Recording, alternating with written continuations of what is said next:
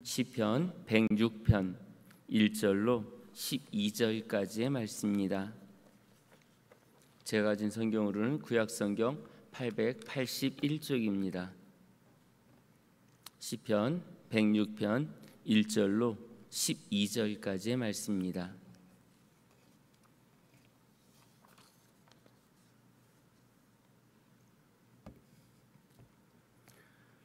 한 절씩 돌아가면서 봉독하겠습니다. 할렐루야, 여호와께 감사하라. 그는 선하시며 그 인자하심이 영원하미로다.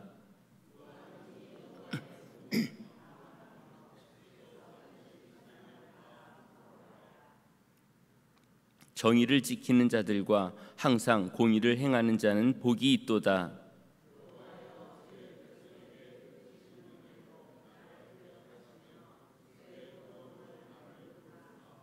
내가 주의 택하신 자가 형통함을 보고 주의 나라의 기쁨을 나누어 가지게 하사 주의 유산을 자랑하게 하소서.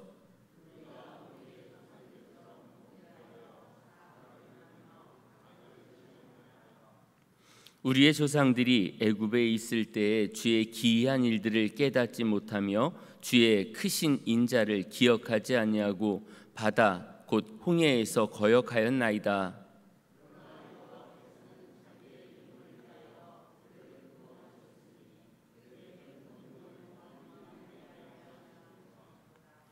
이에 홍해를 꾸짖으시니 곧 마르니 그들을 인도하여 바다 건너가기를 마치 광야를 지남과 같게 하사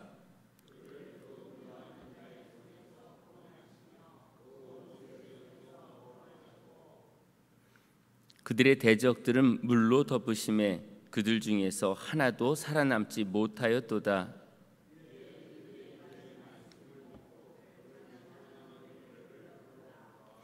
아멘. 시편은 5권으로 나눠져 있는데요.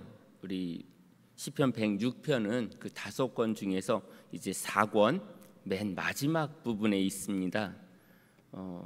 지난날 하나님은 이스라엘 백성들에게 한없는 은혜를 베풀어 주셨는데 그 은혜에 감사하지 못한 참회의 내용도 같이 담고 있는 부분이 이 106편에 담겨져 있습니다. 106편 1절에서 할렐루야로 이제 시작을 합니다. 하나님 앞에 먼저 영광을 돌려드리고 그 다음에 하나님께 감사하라라고 이제 합니다. 왜냐하면 그분은 선하시고 인자하시고 그게 또 영원하기 때문이다라고 이렇게 말씀하고 있습니다. 하나님의 긍휼을 경험한 자라면 하나님을 찬양하지 않을 수 없게 되어 있습니다. 내가 사랑하는 사람한테도 사랑하면 사랑을 고백하는 것처럼 하나님이 선하시고 인자하시고 그 인자하심이 영원하다는 걸 내가 안다면 하나님을 어찌 찬양하지 않을 수 있겠습니까? 하나님이 선하시다, 인자하시다 이렇게 고백하는 백성들이 주님을 찬양해야 됩니다.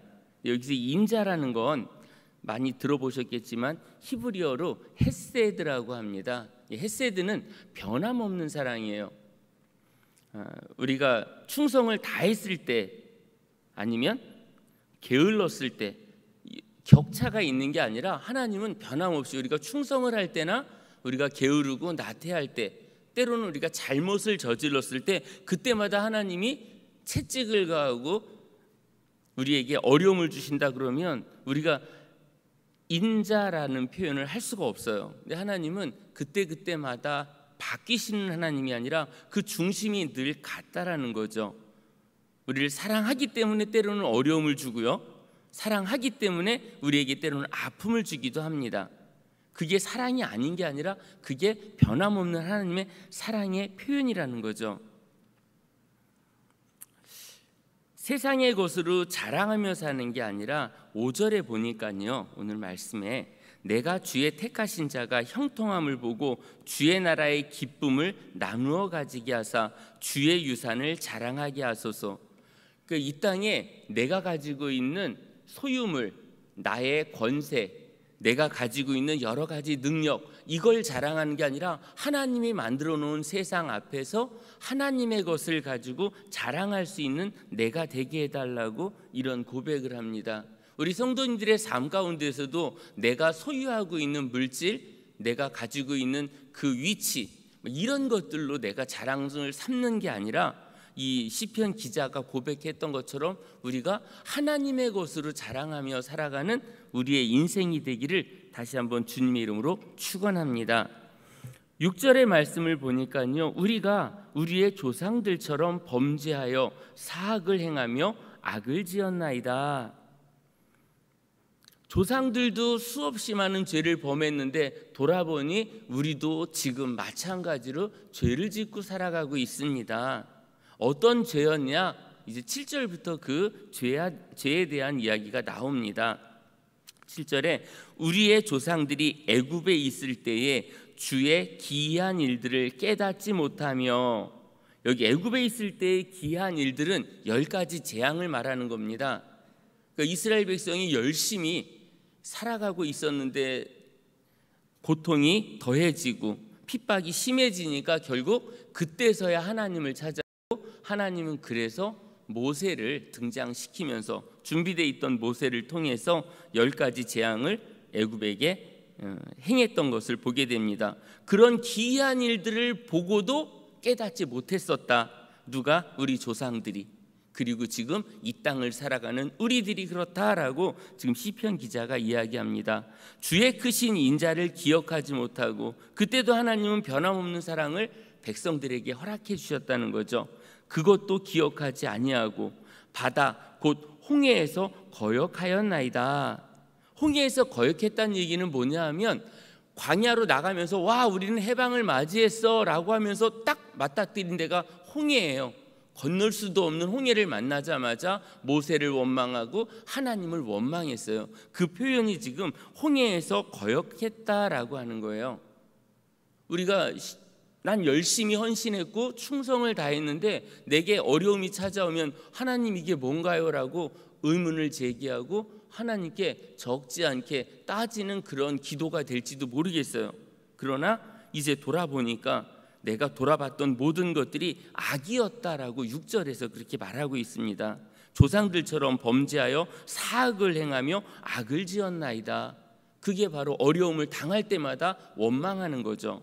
투덜거리고 불평하고.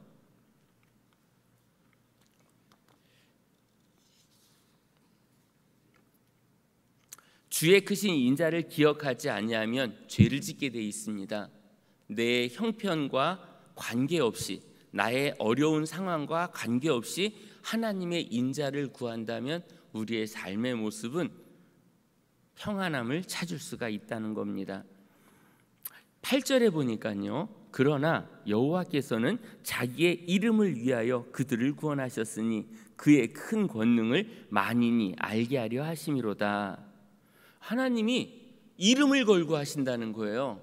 내 이름을 걸고. 하나님이 그러니까 나는 여호와인데 내가 그 여호와란 이름에 걸맞게 너희를 끝까지 책임지겠다. 말로만 여호와가 아닌 내가 너희를 끝까지 온전한 전능자인 내가 너희를 책임지겠다. 그래서 내 이름을 걸고 그들을 구원했다라고 이렇게 말씀하고 있습니다. 그래서 그 하나님의 이름에 능력이 있는 거고요. 우리가 기도할 때 예수의 이름으로 구하면 응답하시겠다. 지금까지 너희가 구하지 아니하였으나 이제는 내 이름으로 구해라. 하나님께서 시행하시겠다는 거죠. 예수님께서 우리에게 그렇게 주신 귀한 예수의 이름이 능력임을 기억하시고 내 이름을 걸고 하시는 그 하나님의 그 귀한 이름 늘 고백하면서 찾는 우리 성도님들이 되시기를 바랍니다. 그의 큰 권능을 만인이 알게 하려 하심이라. 하나님은 계속해서 자기를 드러내려고 하시는 거예요. 내가 너희를 얼마나 사랑하는데. 그래서 하나님을 찾는 일에 우리가 열심을 다하기를 원하고 계십니다. 하나님의 사랑을 깨달을 때까지 하나님은 계속해서 사랑을 쏟아 부어주시는 분입니다. 홍해를 맞닥뜨린 이스라엘 백성들이 불안과 불평이 가득한 그 홍해 앞에서 모세를 통해 홍해를 가르셨는데 시편 기자는 이 상황을 이렇게 표현하고 있습니다. 9절이요. 이에 홍해를 꾸짖으시니 곧 마르니 그들을 인도하여 바다 건너가기를 마치 광야를 지나감 같게 하사. 홍해를 꾸짖었다고 표현하는 거예요. 홍해를 향해서 지팡이를 내리치는 그 모습에서 이 모세가 가른 것이 아니라 하나님이 홍해를 꾸짖었다고 표현하고 있어요. 시편 기자가 아주 아름답게 표현하고 있는데요. 그래서 그 갈라진 땅이 말라버렸대요.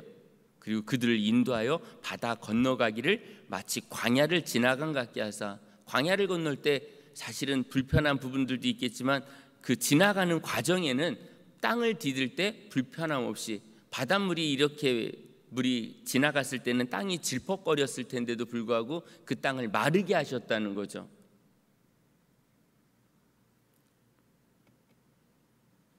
하나님께서는 내 백성 가는 길을 내가 가로막으면 안 되지, 홍해야 빨리 갈라져라, 이렇게 명령하신 거예요.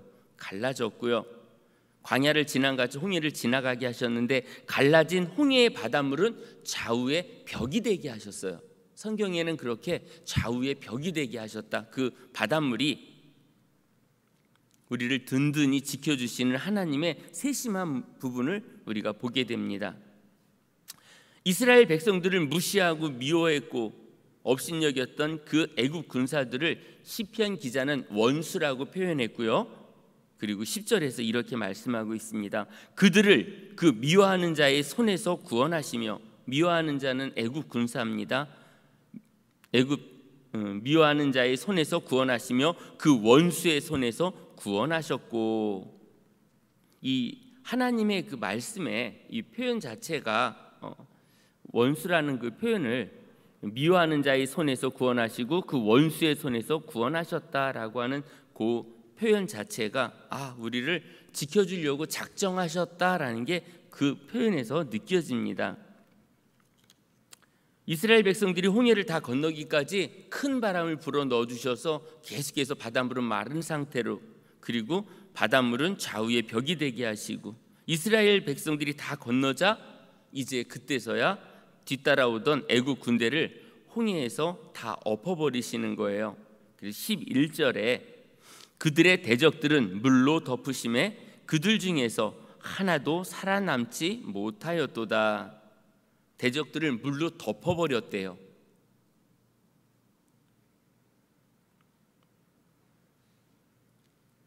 그때서야 하나님이 우리를 사랑하시는 줄을 온전히 깨닫게 됐다라는 거죠. 애굽에서 10가지 재앙이 있을 때도 깨닫지 못했어요. 이게 뭐지? 그리고 홍해를 건널 때도 이게 뭐지? 하면서 건넌 다음에 뒤돌아봤더니 애굽 군대가 몰살당하는 모습을 보고 나서야 깨닫게 됐다라고 하는 그 표현입니다. 그래서 12절에 이에 그들이 그의 말씀을 믿고 그를 찬양하는 노래를 불렀도다. 비로소 내 눈으로 직시하고 나니까 불안했어요. 홍해를 건너는 사이에 그들이 쫓아오면 어떡하지?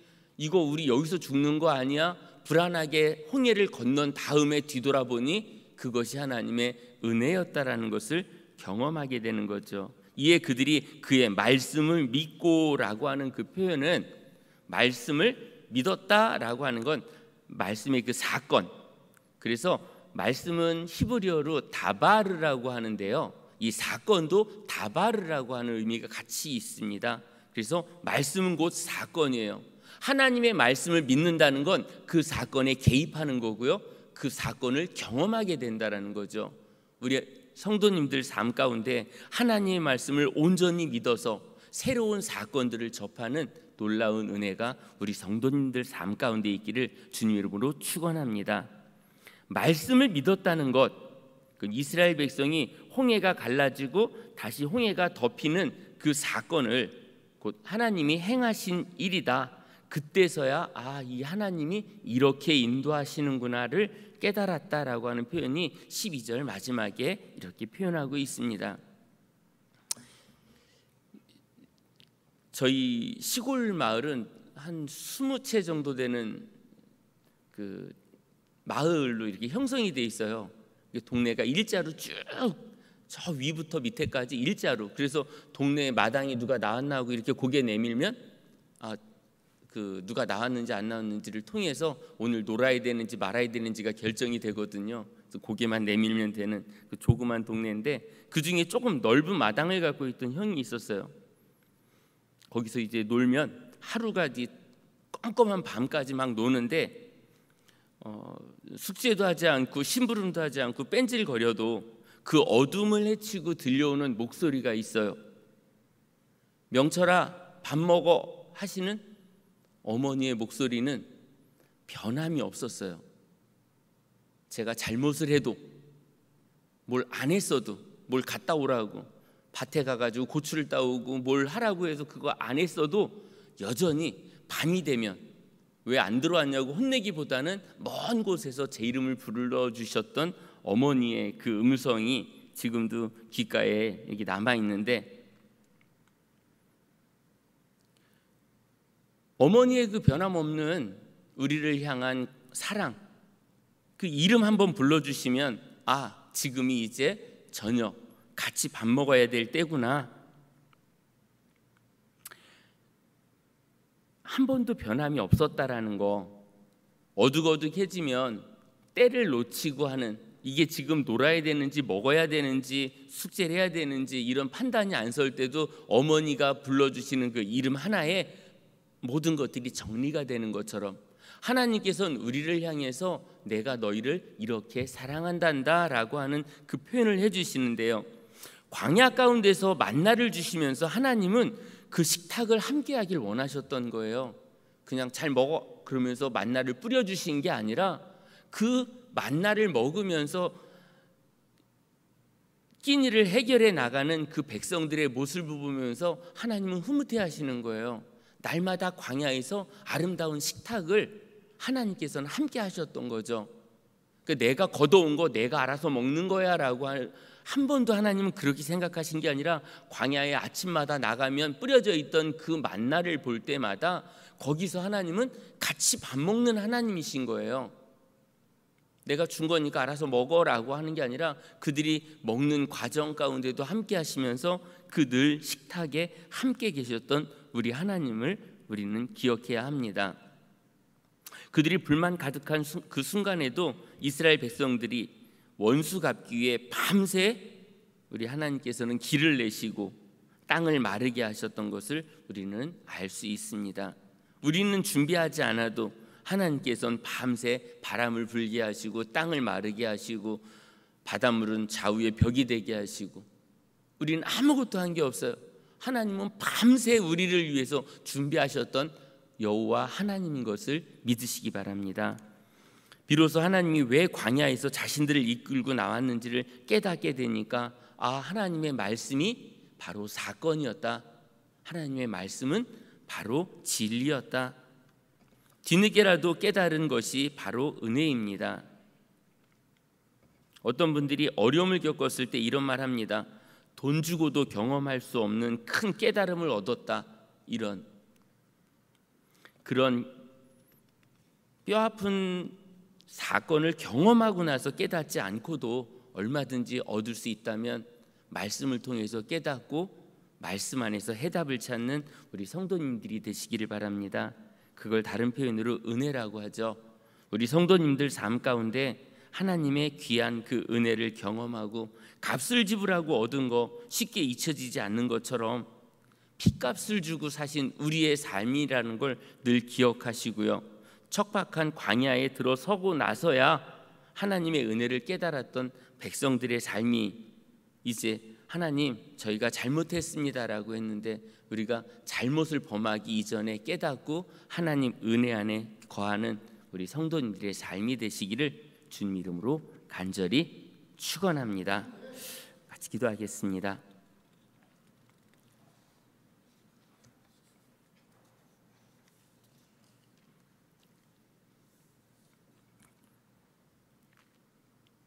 좋으신 하나님, 은혜를 감사드립니다.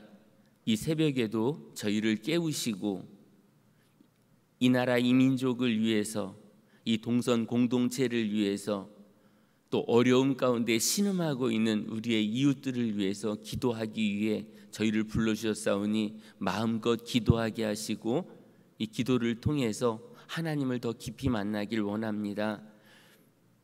잘못을 범하고 어려움이 찾아올 때 깨닫는 이스라엘 백성의 그런 모습이 저희들의 모습과 동일하게 느껴질 때가 너무나 많습니다. 이후로는 잘못을 범하고 나서 하나님을 깨닫는 것이 아니라 하나님을 깨달음으로 인하여 오류로부터 벗어나게 하시고 죄악으로부터 벗어날 수 있는 저희 모두가 될 수 있도록 인도하여 주시옵소서.